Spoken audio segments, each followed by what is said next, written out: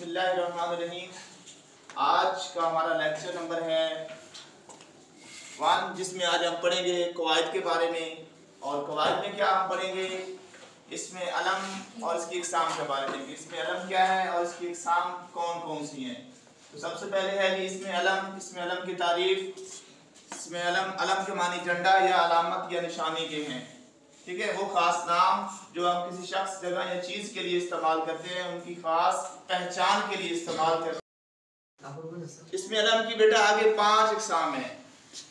इसमें अलम की कितनी इकसाम है? 5। सबसे पहले है खिताब, फिर है लक़ब, नंबर 3 पे है तखल्लुस, फिर है कौनियत और नंबर 5 पे है उर्फ़।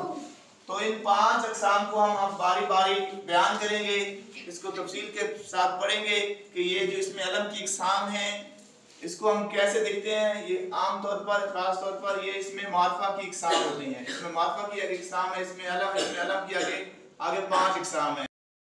सबसे पहले खिताब, वो एजाज़ी नाम जो किसी शख्स को किसी खूबी या कारनामे की बिना पर हुकूमत की तरफ से दिया जाता है, उसको क्या कहते हैं? खिताब।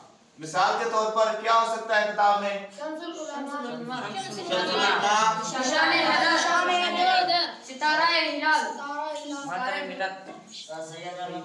जी, तो खिताब जो किसी अजीम कारनामे की बिना पर या किसी खूबी की बिना पर हुकूमत की तरफ